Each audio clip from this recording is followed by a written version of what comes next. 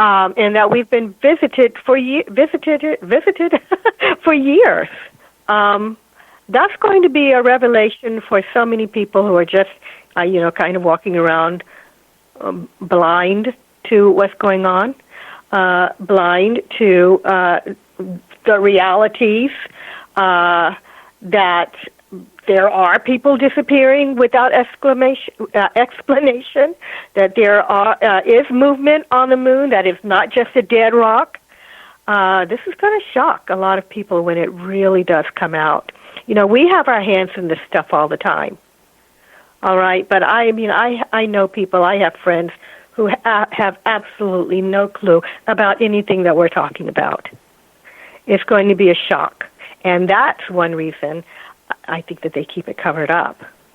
Well, I've had guests on. We talked about that. I said right now, if something good or bad happened and we found out there is ETs, let's say next week something happens, there's going to be a lot of people out there, and again, some of my guests have said, oh, you're wrong, Gary.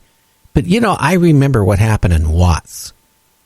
I remember it didn't take much and people started rioting.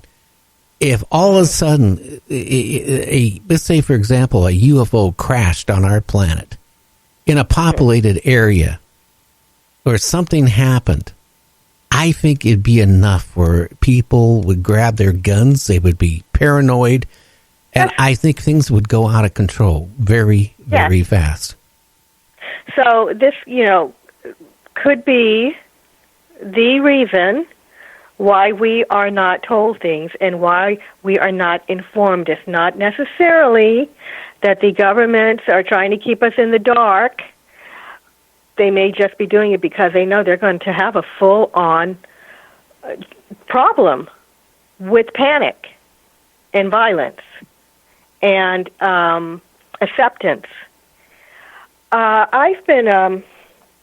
It's my understanding that the extraterrestrials that are working with humans and the contactees and the people that are receiving information have been instructing them to write it down, put them in books, and that they've even come through our entertainment to try to educate us about the inevitable day when we're going to come face to face with someone from another world. They've got people here. I call them ground troops, and we've gotten way off the subject of the moon. But I call them ground troops. They do have people in here I feel that they are working with to educate humankind to that day. So if you talk to some people, they'll say, oh, I watched this show, and it was really cool. It was about, extraterrestrial love or extraterrestrials coming to Earth. That was really cool. So for that part of it, people's minds are at least being opened a little. I'll tell you something interesting that I learned about Gene Roddenberry. I'm a huge Star Trek fan. I'm a Trekkie, and I'm a nerd. But I didn't believe this, I think, at first. When it first came past me, I thought, what? Okay, so the story is that Gene was sitting in on channeling sessions with people that channeled extraterrestrials. And in one or more, maybe one more of the one I don't remember, of these sessions, someone did come through, and they were saying that they were on aboard a ship, that on this ship there were different beings from different places, that they were traveling the universe, that they were, seeing new places and new, species of people, and that was their goal, and they all worked together, and they gave a description. It's believed that Gene took this whole idea of Star Trek from those channeling sessions from the people who claimed that they were receiving information from ETs. And that kind of opened the door. I think it was in the 60s that this happened, when that show went on, started opening the door a little bit for people to open their minds to the possibility that we're not alone. Now, we're not in complete acceptance, but at least the idea has been placed. And so Gene was a catalyst, but he was sitting in on those channeling sessions, and I find that very interesting.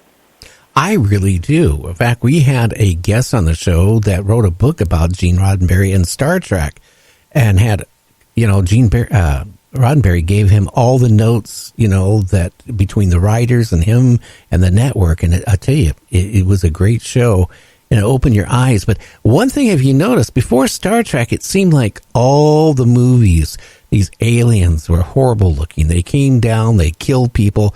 Their whole agenda was to destroy Earth. Star Trek came out, and it was not that way.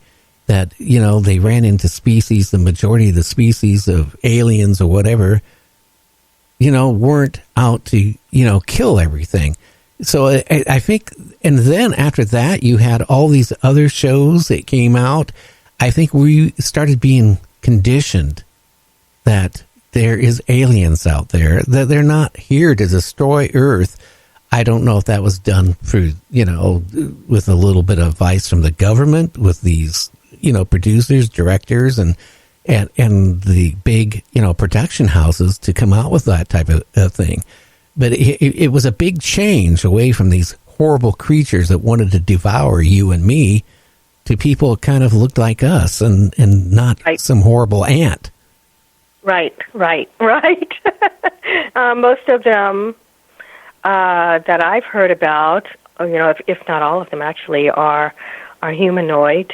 My husband says, I don't think that they would look anything like us, but that's true. There may be plenty that don't, but definitely from, you've heard of them. You've heard of the people from the Pleiades or the Arians, and a number of extraterrestrial races that are supposedly visiting Earth. Some of them are said to look like us, and you can't tell the difference, when they're just going down the street. So, why not? Why not? Well, it's possible. Now, we're going to go on break in about 3 minutes. Do you want to hang around for like another 20 minutes after the break? Or if not, I can let you go. But I want to, when we come back from the break, if you want to hang on, I want to ask you what got you to write that book about the moon, and, what's your future books you plan to write? Yes, I'll be here. Okay, Thank you. We still got about 3 minutes before break. I just wanted to, Oh. Okay. Okay. Now, James, all right. I'm sure you got some questions. You're really quiet tonight. Go ahead and ask. Yeah, I do have a question. Now, she was speaking about how the moon is definitely made by somebody and put in that position. My question to you is, with the moon in the position that it is, and the precise size of the moon is perfect for our tides, it's perfect for our seasons, and it's perfect for the life on Earth.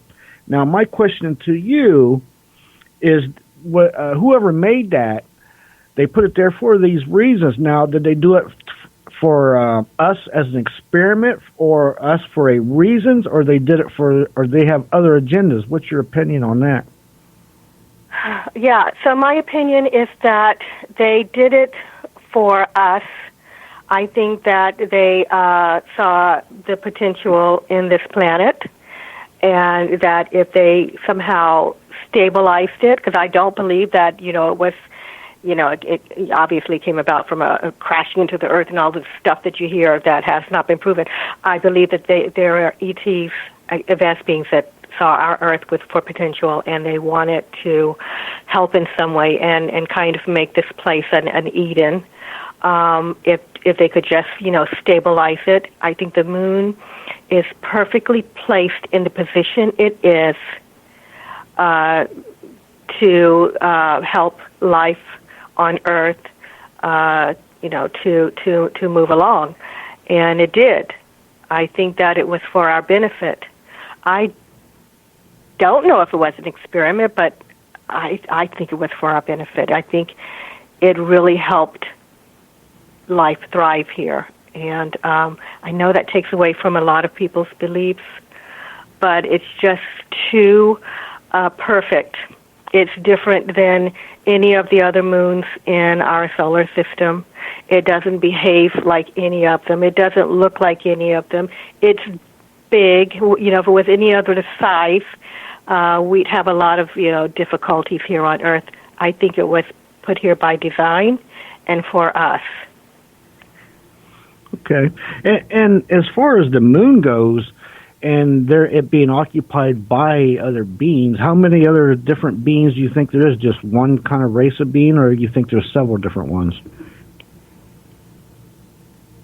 That's a good question. I don't have any kind of imaginings in my mind yet of who these beings are and what they look like. I've read things, information from the contactees who said, one of them said they saw different races. One of them had seen humanoids.